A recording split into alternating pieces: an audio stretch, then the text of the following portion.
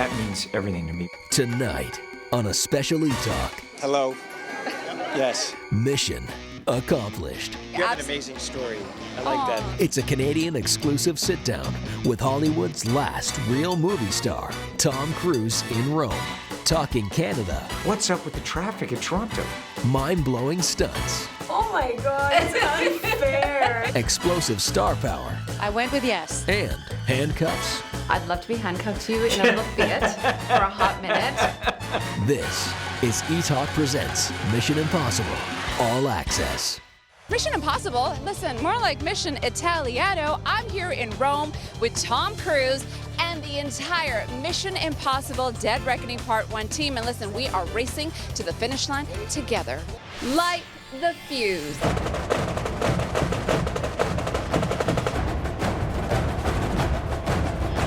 Because Mission Impossible Dead Reckoning Part 1 fires up the box office,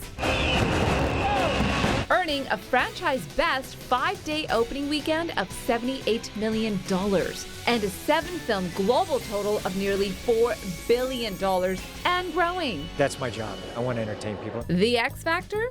Frontman and producer Tom Cruise. Wow, what a gift this is. He's Hollywood's last real movie star and our last action hero. And this summer, Tom celebrates 40 years of risky business, his first lead role. Do you slide across the floor? You're gonna have to see it. And let's not forget Tom's 4 Oscar nods, 3 for acting, I'm a you complete me guy. and 1 for producing Top Gun Maverick. Hailed by Steven Spielberg as the savior of the theatrical experience, I didn't want the year to end without thanking you all for coming out to the theaters. Tom's co-stars and peers cheer him on, and it's easy to see why. Top Gun, man. He just has that amazing work ethic that is a throwback. Scarlett Johansson praises you, would love to work with you. You know what? It'd be great. She's so charismatic, so talented. I'd like to find something that just celebrates all of her talent. She's both physical, she could do comedy, she could do drama. She's incredibly cinematic. Just keep going. Stuff's gonna get real. You just gotta keep your head down. Just keep going. But what does Tom's life look like after Top Gun Maverick? With 6 Oscar nominations and a soaring nearly $1.5 billion box office success, his perspective remains the same. Having any fun yet? That's what I want for an audience, to have that experience. Well, his follow-up feature, the thrilling Mission Impossible Dead Reckoning Part 1, takes our breath away. You have no idea. And only Etalk scores the Canadian exclusive interview with Ethan Hunt himself. Now we're rolling. Awesome. Tom Cruise loves my outfit, everyone. Yep, I do. I admire. The colors are fantastic. Thank you. Fantastic. Sonia Mangat, by the way, from Etalk Canada. First of all, Tom, is there anything you cannot do? Ladies and gentlemen, he's speaking French. You had me at hello. See what I did there? Thank you. And then I hear you speak French, and I'm like, oh my gosh, is he going to speak in Hindi with me when I see him? Brilliant. If you want me to speak in Hindi with you, I will. Let's try it. Stop. You give me a line. Namaste, aap kaise hain? Namaste. Aap kaise hain? Aap kaise hai? Oh my God, I'm so That's good. good. That was actually really Do you speak good. fluent Hindi? Yes, I speak Hindi, Punjabi, Farsi, Really? English. Yes, Really? yes. Fluent in But this every is way. not about me. I understand, but that's amazing. Good. And since Tom is such a champion for big screen experience, we have to ask him how growing up in Ottawa ignited his passion for films. I love what you said once at the Oscars, that it was in Ottawa when you watched the 2001 A Space Odyssey that you really discovered the magic of film. It was actually earlier than that. When I was 4 years old. What was it about that incredible experience But that I'll never has forget brought seeing that movie in Ottawa when I was a kid. That experience, seeing that movie, first of all, I'd never seen, and the sound and the colors, and just going cinema and where it was. But I used to watch movies when I was a little kid. I wanted to make movies, I wanted to travel the world. And I was lucky because I moved to many different places, but I was always interested in other people. I wanted to travel my whole life, and I wanted to go make movies. And you see my films, I was always pushing to go make movies in different countries. Listen to me. The world's coming after you. Stay out of my way. Like, you're speaking many different languages. I'm like, I love that. I admire that. You have an amazing story. I like that you speak those languages. No, it's true. It's fantastic. Your family. Remember that. And I want to know about where are you from? Which world? What do you know? My dad is going to be so proud you got to tell in this moment. Hello. Yes. Hello, Dad. Amazing. That's what interests me. And as many times now, and as I've produced so many movies, I'll go to countries and I'll work with their production companies and teach them how I make movies. That's amazing. So I have people come on and I learn what interests them in life, but I also teach them so that they can then hopefully go off and produce other movies and become a bigger production company. And perhaps that's what creates such memorable moments for your audience too, because they see how much you invest, not just in the film, but everybody around you, and everybody comes together as a community to actually deliver that, right? That means everything to me, creating together and then celebrating that culture. So Mission Impossible movies, when you see them, they have allowed us that ability to be able to honor that and to see it and to work in that together. We need to talk about your stunt for a moment. Yeah. I'd love to be handcuffed to you in a little Fiat for a hot minute, but that stunt, I was like, my jaw was dropping. Like, what motivated you to create that stunt? The handcuffs, I don't know where that came from. I blame McHugh, okay? Because like, yeah, you can drift cars, but can you do it one hand? Yeah. There's cobblestones. You know, we're going up fast around. So fast. That wheelbase is small. I hit the cobblestones and we lost all 4 tires instantly. Like, they blew up. Literally, it would sound like shotguns going off. Wow. Because I was going so hard and I was drifting across and the tires heated up and we blew all the tires out. So it was quite an adventure. It was tricky. I did enjoy that. It's a bird. It's a plane. It's senior field agent Ethan Hunt, back for his 7th go at saving the world by taking on another impossible mission. This time, the super spy sets out to defeat a terrifying new artificial intelligence enemy known as the Entity by sourcing a special key. Your life will always matter more to me than my own. And for part 1 of Ethan's last ride, he re-enlists IMF director Kittredge, aka Canada's own Henry Cherney, who makes his first appearance in the film series since the 1996 original. How good does it feel to be invited back to the party after all these years? When you see the film, you'll understand how great it feels. I have seen it. Yeah, every frame, I'm having a fantastic time. It's impossible not to enjoy it. Yes. Speaking of impossible, let's discuss how Tom pushes his body to the limit for the sake of the story, shall we? Like driving a motorcycle off a cliff in Norway. Always wear my earplugs so I don't hear myself scream. Speed flying with a parachute. It's too dangerous. Tom is airborne. Tom is airborne. Fist fights on a train speeding at 60 miles per hour. He's gonna now pull me off the train. And, of course, drifting on the Roman cobblestones while handcuffed in a Fiat. No big deal. I was relieved to see that the steps are intact since we rolled down them in that car. What happens in Tom Cruise's mind before he goes and takes on a stunt? It's very focused. I'm just very methodical about it. I'm thinking about performance. McHugh and I talk about it a lot beforehand, and we spend a lot of time setting it up. Whoever needs to be around is there. There's just no fanfare. Yes. Definitely with that ramp jump, I took off because I had to test it ahead of time. I had to jump in the bowl without the motorcycle just to test the currents, because if I'm off at all, the parachute comes out in a different manner, and it could turn me into the mountain with my parachute, which is what happened. You could see it, but... Yeah. I told you that I would love to be handcuffed to you for a hot minute in a Fiat. I went everywhere looking for handcuffs today because I wanted to show up with them, but I couldn't find them. So next time I see you, it's a warning. Good. I will pay attention. Do you accept that challenge? I will make sure I accept that challenge. If you were to be handcuffed to someone and your life depended on it, who would it be and why? It would be my sister, and she is way cooler than me. I would save you if you were handcuffed. Who would it be? Me. You. If my life, are you good? Are you? I'm an amazing driver. You and me, baby. You're gonna handcuff yourself to me? Absolutely. Oh my God. I don't know you. Do you know what? I know these people. I'm bored by them. You and I can talk history, relationship, equality. I could teach you. You want to talk Hindi. fashion? I could teach you Punjabi. Svenska. Oh my gosh. Namaste. Can you imagine? Can you imagine how much fun we'd have? I want to be cuffed to Tom Oh Cruise. my God, can I tell you what the other 3 people said? Me. Ah, that's great. Probably Rebecca Ferguson. She can do any and everything. Yes, when it comes to staying power, this franchise's secret sauce is its emboldened femme fatale. Hayley's extraordinary in it. I'm so proud. She's like a sister to me. We would do socially distant runs or to train, and we bonded so much.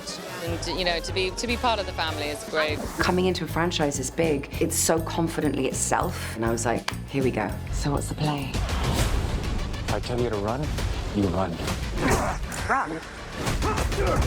Not in these heels. For her, I was like, I got you, but this is, now we get here and there's cobblestones, there's stuff. I'm doing the best I can, Hayley. Yes, Tom's confidence game hits a whole new swerve in the latest mission as Hayley Atwell trades in her 6 Marvel movie stints as Peggy Carter for Grace, a mysterious master pickpocket handcrafted by Tom and writer-director Christopher McQuarrie. Chris had seen me on stage 10 years ago, and since then has been looking for something for us to work together on. And together with both Tom and Chris, I was able to create Grace. And Hayley's in terrific company. Hang on! She joins Rebecca Ferguson's badass rogue spy, Ilsa. You need to walk away. Please don't make me go through you. Returning for her 3rd mission, Rebecca leverages this marquee role for leading turns in Silo and as Lady Jessica in the latest Dune films. They said Tom wants you to fly. I went with yes. Also back in the fold with dubious intentions, Vanessa Kirby as the arms dealer White Widow. Now an Oscar nominee, Vanessa credits Mission for her creative and critical boost. I was in a show called The Crown at the time, and I kind of transitioned into film via Mission Impossible, and so I have so much to be grateful for. I remember watching Rebecca in that. I hadn't seen a woman like that in an action movie yet, and so I kind of felt like they were at the front lines of really establishing it, where she was just so fierce. And I feel like that's the same. And then with you added everyone. also a different kind of power as well. It was beautiful to watch. And then we arrived with Hayley, so it's really cool. One of the things I've absolutely admired about this entire franchise is how empowering women are portrayed, because they're badass. And what's it been like to be part of this incredible group? What feels so refreshing is each woman has her own agendas, intentions, agency. They are not over-sexualized. And to have that nuance of she's spontaneous, she's playful, she's full of self-doubt, she's confident, and you killed it. Thank you. Knocked it out of the park, girl. Like Hayley, Pom Clementieff also leaps from the MCU to the MI sphere. If you were to take on a world issue that needed solving, would you go with the Mission Impossible team or would you call on your Guardians? Oh my god, it's unfair. I love them all for different reasons. Mantis paired with a Mission Impossible team would be so weird and funny. See, there you go, we're onto something. So I've got an impossible mission for you. Okay. You come to Toronto and you take on the traffic in Toronto for 2 hours. I have done that. Yeah, I love Canada. I lived here, and I actually lived in Toronto, made cocktail here, and flew airplanes here. And I've made movies in Toronto, and I've visited Toronto, I have friends in Toronto. Yeah. What's up with the traffic in Toronto? I don't know. Have they figured this out? No, it gets even worse. Wow. Little did Tom know that his innocent observation about Canadian congestion would go viral, leading our newscasts. Has navigating the roads of Toronto become a mission impossible? Toronto traffic is risky business, according to Tom Cruise. Tom Cruise was once told he couldn't handle the truth, but as it turns out, what he really can't handle is Toronto traffic. And prompting discussions on parking at City Hall. What Tom Cruise says is always right? But traffic is a problem. Do you accept that challenge? You know what? I have done that challenge, okay? And I've been in that traffic, all right? Going just through Toronto traffic itself? Yeah. Oh, yeah, I've done that. Yeah, that's a mission impossible. What would be a perfect stunt there for you? I probably have to center around the tower because it's such an iconic Toronto landmark, you know? Maybe... Like Ethan jumping off the CN Tower. Yeah, off that, or landing on it, or swinging on this bike, or some kind of stuff, you know? It would be something that screams Toronto. Benji, go to plan B. Okay, great. What is that? Let's be honest, There's no Ethan without Benji. Absolutely. Right? I am like the strong wife behind the powerful husband. You are! Yes! My relationship with Tom is very similar to Benji. You know, the first time I did a Mission Impossible 2006, I'd never been to Hollywood, and I arrived wet behind the ears, and Tom took me under his wing, and over the last 17 years, we've built a real genuine friendship, and I'm amazed, always amazed at how he feels like an obligation to provide the audience with a genuine thrill. Yeah. And it's awe-inspiring. I'm happy to be the guy on the computer. He spends months training. You know, I got to play Minecraft and stuff. Yeah. So I play Minecraft too. it's great. Me and my daughter, ours. 100%. Meanwhile, newcomer Greg Tarzan Davis is on an amazing trajectory too, after flying as Coyote in Top Gun Maverick. Try to stay with me. Tarzan's in Tom's inner circle, pursuing him on screen as half of the sinister twosome, The Community. This is your third film, 2 with Tom Cruise. Like, not bad. What would you say to your teacher self? It's all downhill from here. Don't say that. Please don't say that. I tease him about this all the time. It doesn't happen like this. No. This has been surreal. Like, what makes it special to me is I used to be a first grade teacher. When I left teaching, I said, hey, I'm about to go follow my dream, something I want to do since I was your age. And for them, it's inspiring, like, wow, he really did something. Amy wrote on that sheet of paper, I wanted to work with Tom Cruise and Shea Wiggum. Look what happened. And look at that, manifestation.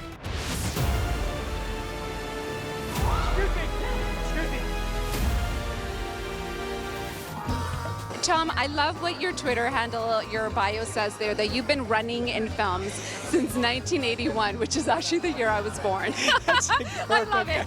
Yes, Tom certainly taps into something special, speeding through Namibia and Venice, just to name a few, for part 1 of this mission. So here's the question. How do you master that run? Because when I run, I look like I'm running away from a bear. I don't know. I think I was born running. I would just run out of the house. As soon as I could walk, I started running. I used to love like new sneakers, and I just remember as a little kid, you get a new pair of sneakers, and I just run out and jump in every puddle. And I had this idea that when a new pair of sneakers, how much faster I could run with that new sneakers. And it was a rarity when I was growing up. We didn't, you know, you get that one pair of sneaker for that term, and that was it. And that was it. That was it. But for his entire team of allies, adversaries, or somewhere in between, Tom keeps raising the bar with his high-flying do-it-yourself stunts. 3, 2, 1, action. Hang on! 3, 2, 1, action! We were there when he was doing the motorcycle cliff jump. He did it maybe 7 or 8 times in front of us in a row. We would like, stop breathing, and then someone would yell, "Canopy!" And they were like, "Yes, he opened the parachute, everything is fine." Tom is the consummate professional. He's the same guy 30 years ago as he is today. We did Days of Thunder together, and I've watched him drive. He's a great driver. You know, he was taught by Paul Newman. He's a great actor himself. He's amazing at everything. He flies planes, trains, cars, and he's a wonderful producer. So he wears all those hats, and he's a talent at all of them. So he was born to do this. He's a born leader. Tom's real ride or die, though, his mission writer-director Christopher McQuarrie. You're coming off of 2 nominations from the Oscars. It feels pretty good to be you right now. I am very blessed. Really, we're just there in service of the audience. And at the end of every movie we've ever done, when the credits roll at the first screening, he turns to me and says, "We could do better." Hey, let's go it. Let's do it. Ready? Go. Henry's character in the film says, our lives are just a sum of choices that we have made. Freaking love that line. Our lives are the sum of our choices.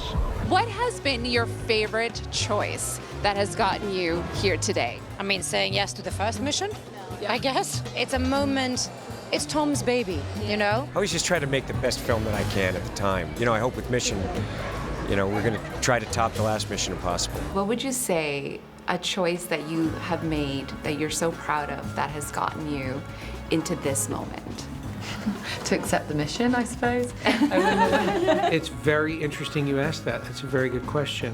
You question so much. Probably accepting the call from Chris McQuarrie. I had lunch with him actually, and then I went to meet him and Tom at the studio, and we just talked for hours and hours and hours about film. And I remember at the end they said, okay, great, we can't wait for you to do the movie. Local Major was like, I think I got the job, but I don't quite know. Do you maybe check? And so I have, you know, so much to be grateful for. Every actor goes through that questioning, and everyone says, oh yeah, but what happens if it doesn't work out?